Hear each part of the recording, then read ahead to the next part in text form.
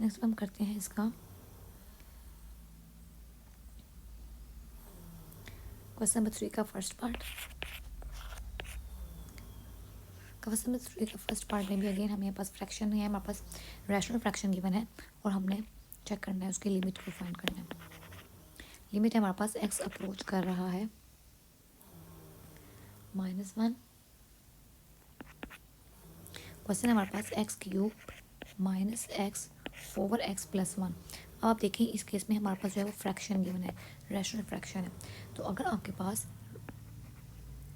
Fraction आ जाए और आपको उसकी लिमिट फाइंड करना हो तो सबसे पहला स्टेप जो आपने करना है, आपने क्या करना है, आपने जो यहाँ लिमिट गिवन होगी आपने उस लिमिट को अपने क्वेश्चन में पहले पुट करके चेक करना है। एक्स जहाँ जहाँ एक्स आ रहा है अपने पास, जहाँ जहाँ एक्स आ रहा है मैं क्या कर रही हूँ उसमें पहले -1 पुट कर साइड पर चेक करूँगी कि क्या आंसर आता है। अगर तो आपका वैल्यू पुट कर कर ये मैंने पुट किया, जहाँ जहाँ एक्स था मैंने क्या किया, सिंपल वहाँ पर -1 पुट कर दिया। ठीक है, क्या -1 का क्यूब होता है -1 + 1 और अगेन -1 + 1। तो मेरे पास ये आता है -1 प्लस -1 में से 1 जाएगा तो 0 और नीचे भी अगेन +1 में से 1 गया तो 0। तो ये मेरे पास बनती है 0/0 फॉर्म। अगर आपने क्या करना है, अगर आपके पास रैशनल फ्रैक्शन है तो उसमें अपने वैल्यू को पुट करके पहले चेक करना है कि हमारे पास 0/0 या ∞/∞ फॉर्म तो नहीं बन रही।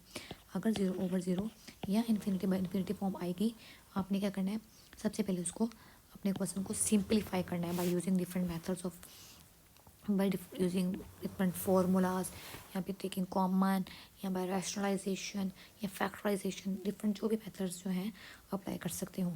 ऐसे अब इस केस में हम देखें, मैंने अपने जहाँ जहाँ एक्स वहाँ पर वैल्यू पुट की -1 जो यहाँ पे कीमत थी लिमिट के नीचे, तो वो पुट करके मेरे पास आंसर आ गया 0/0। सो इट्स मीन कि मुझे अपने क्वेश्चन में डायरेक्ट ये वैल्यू पुट नहीं करनी, मुझे इसको पहले सिंप्लीफाई करना है।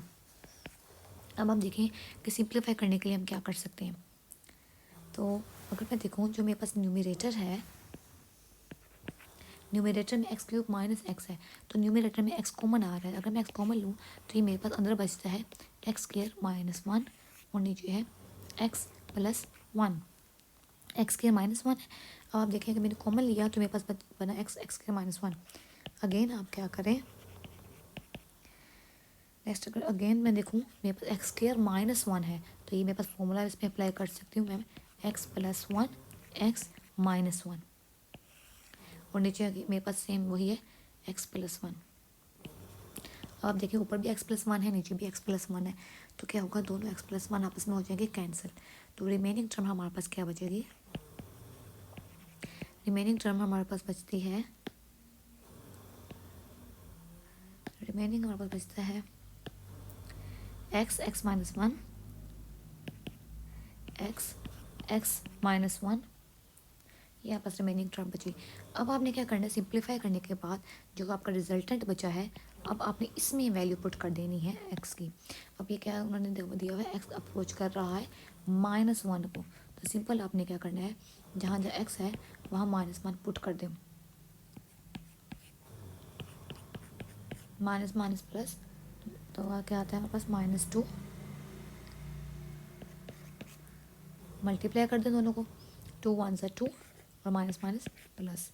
तो अब देखें इसका आंसर आ गया +2।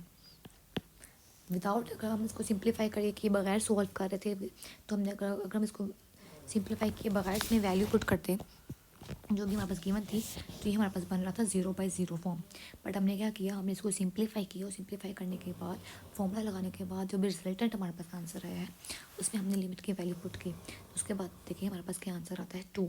सो अगर आपके पास रैशनल फ्रैक्शन है, आपने पहले उसमें वैल्यू जो भी लिमिट की होगी वो पुट करके चेक करना है कि 0/0 या ∞/∞ फॉर्म तो नहीं बन रही।